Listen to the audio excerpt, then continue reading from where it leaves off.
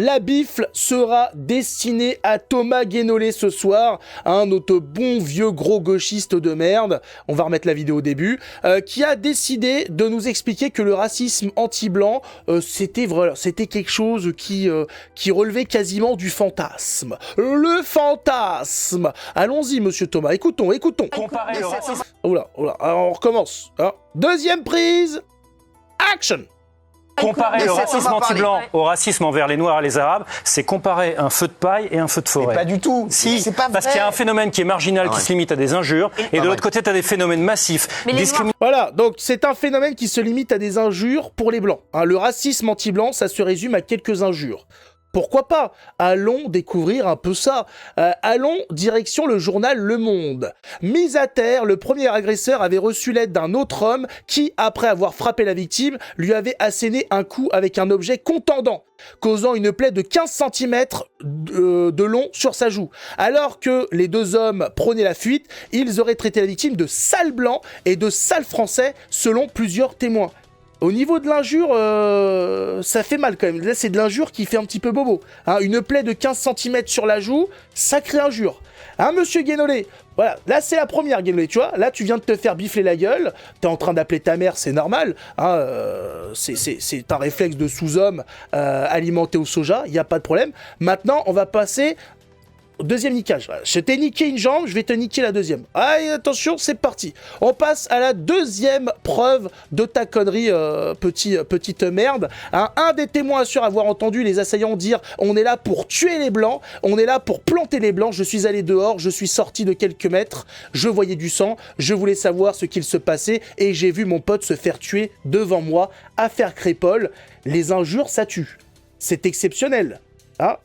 C'est exceptionnel, mon ami. Guénolé? Thomas, qu'est-ce que tu peux nous dire sur ça, s'il te plaît? À part que tu fais du négationnisme de la réalité. Tu es encore en train de... Voilà, toi aussi, tu as un problème avec le réel. Le réel, non, c'est pas... Ça rentre pas dans tes analyses. Non, le réel, non, pourquoi faire? Ça sert à rien. Voyons donc. Ouais, vaut mieux mentir. Mentir, c'est plus facile. Quand on veut se réconforter dans ses idées de merde. Guénolé, le monde on a fini avec le gauchisme. Tu as remarqué ou pas? Voilà. Les gens du monde entier ont dit, voilà, le gauchisme, on l'encule. Je sais pas si t'as saisi un petit peu ce qu'avaient décidé les peuples du monde. Les tiens, c'est fini. Toi et les tiens, vous pouvez dégager, en fait. D'ailleurs, c'est ce qu'on vous conseille.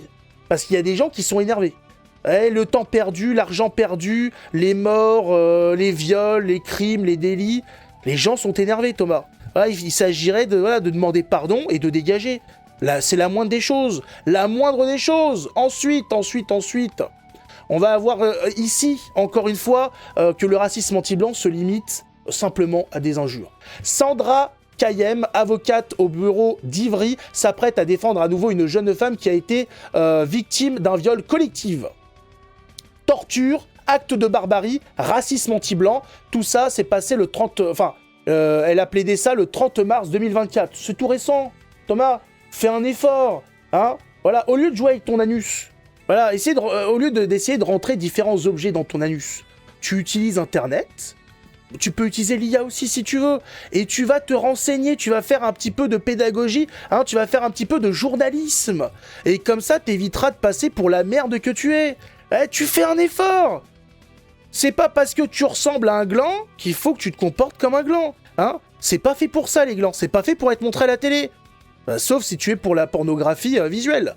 Donc, le meneur avait notamment indiqué en garde à vue « Quand je sortirai, je niquerai la France ». Un complice avait pour sa part reconnu s'en être pris à cette jeune fille parce qu'elle est française et qu'il n'aime pas les françaises. Voilà. Française avec tout ce que ça a comme connotation avec. Voilà, tout ce que ça engendre, ce que ça laisse à penser. Tout simple, on fait un effort, monsieur Guénolé, on fait un effort. Voilà, niquez-lui sa mère à ce fils de pute de blanc. Ce sont les propos suivis d'un déluge de coups qu'a subi vendredi soir, 1er octobre, un jeune couple de Lyonnais. Monsieur Thomas Guénolé, c'est quoi ça? C'est des injures ou c'est des coups qui sont donnés? Est-ce que les journalistes, est-ce que les tribunaux racontent des fantaisies ou est-ce que vous êtes une ordure? Une ordure qui expliquait à ces gens qui se font violer parce qu'ils sont blancs, qui se font tabasser parce qu'ils sont blancs, que ce sont des menteurs. Qui est le menteur dans cette affaire? Qui est l'ordure dans cette affaire, hein? Qui est le fils de pute dans cette affaire, hein? Je laisse les gens décider du jugement, hein, voilà. Moi, je ne fais qu'évoquer un petit peu les possibilités dans cette affaire. C'est un sentiment, ouais, c'est un sentiment. Alors ça, c'est pour évoquer la suite. Voilà, le monsieur nous dit donc pour les Blancs, c'est simplement quelques injures, alors que nos amis des minorités, eux, subissent le vrai racisme. The best racism. The big racism. Alors, qu'est-ce qu'il nous raconte, entre autres?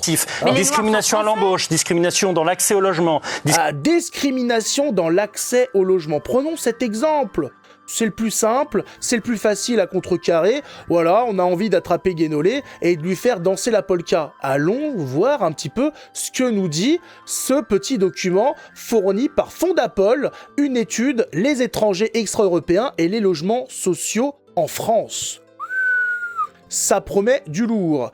Alors, qu'est-ce que j'ai mis dedans? Je crois qu'on va directement aller en bas, parce qu'on va pas perdre de temps avec cette salope. Voilà. Le groupe le plus représenté dans le logement social est celui formé par les immigrés et descendants d'immigrés en provenance de l'Afrique sahélienne. Oh! Oh bah dis donc! Je croyais que nos amis immigrés n'avaient pas accès au logement en France. Pourtant, au niveau des logements sociaux, ça y va, hein?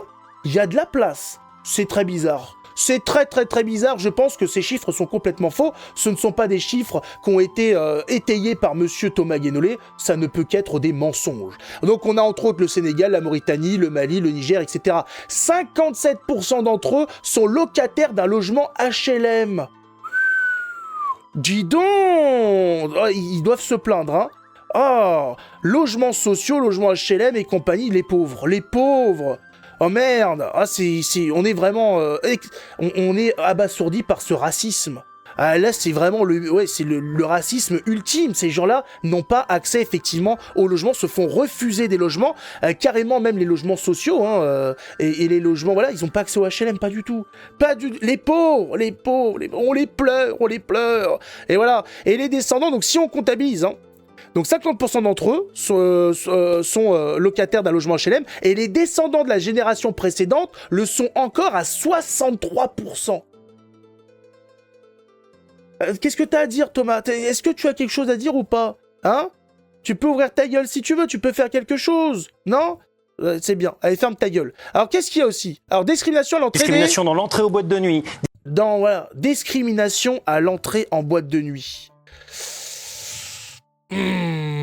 Malheureusement pour toi, il y a eu une étude là-dessus il y a pas longtemps qui a été démontée bien comme il faut, et malheureusement Thomas, on va être obligé encore une fois de te ridiculiser, de faire de toi la petite salope que tu es. On va te faire danser, Thomas, hein, je sais que tu aimes danser, ça va bien se passer.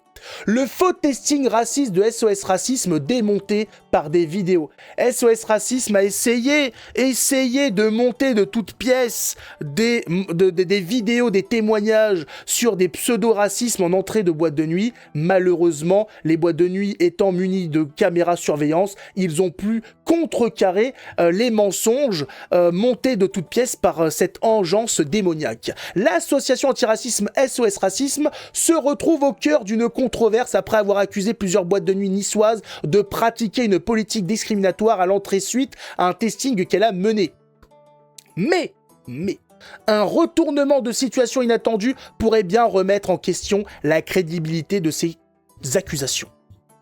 Fin juillet, SOS Racisme a rendu public les conclusions d'un testing réalisé dans plusieurs établissements de nuit à la Côte d'Azur. Selon l'association, sur les 5 boîtes testées à Nice, 2 se seraient rendus coupables de discrimination raciale en refusant l'entrée à des personnes d'origine maghrébine ou subsaharienne, tout en laissant passer des clients blancs. Eh oui, mais les images de vidéosurveillance contredisent SOS Racisme. Oh mince! On a voulu mentir, on a voulu mettre en place un scénario pour crédibiliser ses propos, sauf que ça finit décrédibilisé. Eh oui, vous vous êtes fait enculer, hein, c'est con, c'est dommage. Hein, il y avait quelque chose, hein, mais les méchants blancs, finalement, bah non, elle va falloir mettre le discours à la poubelle. Mais les gérants des deux boîtes de nuit incriminés ont rapidement contre-attaqué. Tous deux d'origine maghrébine ont vivement contesté toute politique raciste et mis en avant la mixité de leur clientèle. Surtout celui de l'Opéra Club qui affirme détenir des vidéos de surveillance montrant clairement que le soir du testing, des clients noirs ont bel et bien été admis dans cet établissement, contrairement à ce qu'avance SOS Racisme. Ah Ah Ah, ça fait mal au cul. Ça fait mal au cul, donc non, il n'y a pas de problème au niveau de l'entrée des boîtes. Comme ça a été expliqué, au niveau de l'entrée des boîtes de nuit, ce qui prime, c'est la tenue et aussi le nombre de personnes. Si vous débarquez à 50... que vous soyez blanc, ce que vous voulez, vous ne rentrerez pas. Si vous débarquez habillé comme une racaille, vous ne rentrerez pas. Il faut une tenue correcte et il faut être un nombre correct pour pouvoir rentrer. C'est tout, voilà. Donc, qu'est-ce qui te reste, monsieur Thomas, hein? Qu'est-ce que tu vas nous chanter ensuite? Discrimination dans l'accès aux prêts bancaires. La chanson... Ah ben, mais bien sûr. Oh là. Bah, j'ai pas tout fait parce que ça prendrait une demi-heure, 1 heure pour le démonter de long en large. Je pense que là, il a déjà l'anus assez ensanglanté comme ça. On va pas plus pousser que ça. Voilà. Tu t'es mangé ta bifle, monsieur Thomas. Tu peux aller te coucher. Voilà, tu vas en salle de réanimation. Voilà, après 3, 4, 5 jours, ça devrait bien se passer.